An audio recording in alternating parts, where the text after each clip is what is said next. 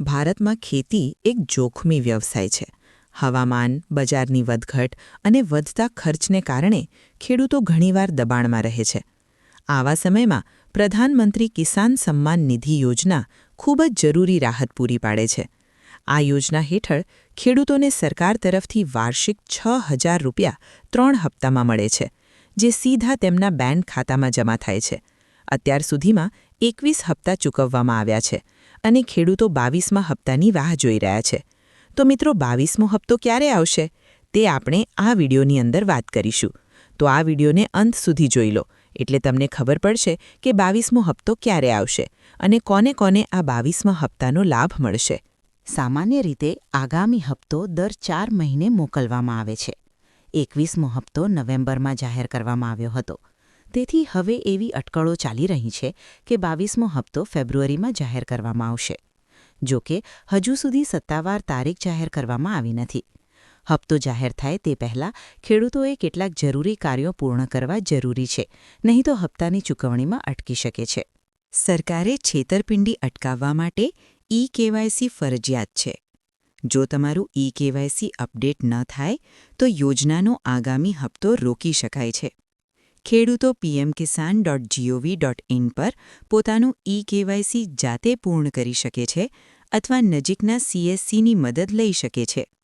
આધાર આધારિત વેરિફિકેશનથી એ સુનિશ્ચિત થાય છે કે લાભ યોગ્ય વ્યક્તિ સુધી પહોંચે છે. આ એક નાનું પગલું છે, પરંતુ હપ્તાઓ સતત અને સમયસર મેળવવા માટે તે ખૂબ જ જરૂરી છે.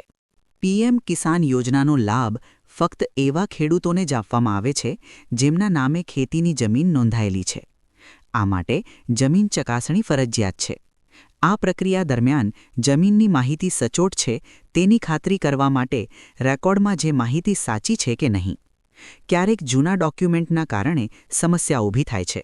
તેથી જો તમારા જમીન રેકોર્ડને સ્થાનીય સ્તર પર અપડેટ અને ચકાસવા જરૂરી છે, નહીંતર તમારા હપ્તાની ચૂકવણીમાં વિલંબ થઈ શકે છે. પીએમ કિસાન યોજનાની રકમ સીધી બેંક ખાતામાં ડીબીટી એટલે કે ડાયરેક્ટ બેનિફિટ ટ્રાન્સફર દ્વારા ટ્રાન્સફર કરવામાં આવે છે. જો તમારા ખાતામાં ડીબીટી એક્ટિવ ન હોય તો પૈસા ટ્રાન્સફર કરવામાં આવશે નહીં. ખેડૂતો તેમની બેંકમાં ડીબીટી સ્ટેટસ ચેક કરી શકે છે. જો જરૂર પડે તો તેને તાત્કાલિક એક્ટિવ કરો. સાચી બેંક ડિટેલ, આધાર લિંકિંગ અને ડીબીટી એટલે કે ડાયરેક્ટ બેનિફિટ ટ્રાન્સફર સ્ટેટસ, આ 3 બાબતો નક્કી કરે છે કે તમને હપ્તો મળશે કે નહીં. તો મિત્રો, તમને આ વિડીયો પસંદ આવ્યો હોય તો આ વિડીયોને લાઇક અને શેર કરી દો, અને મિત્રો, ચેનલ પર નવા હો તો આ ચેનલને સબસ્ક્રાઇબ કરી દો અને તમારા પરિવાર અને મિત્રો સાથે આ વિડીયો શેર કરી દો, એટલે તે પણ આ યોજનાનો લાભ લઈ શકે. તો મિત્રો, મળીએ આગળના નવા વિડીયોમાં. ત્યાં સુધી જય હિન્દ, જય ભારત.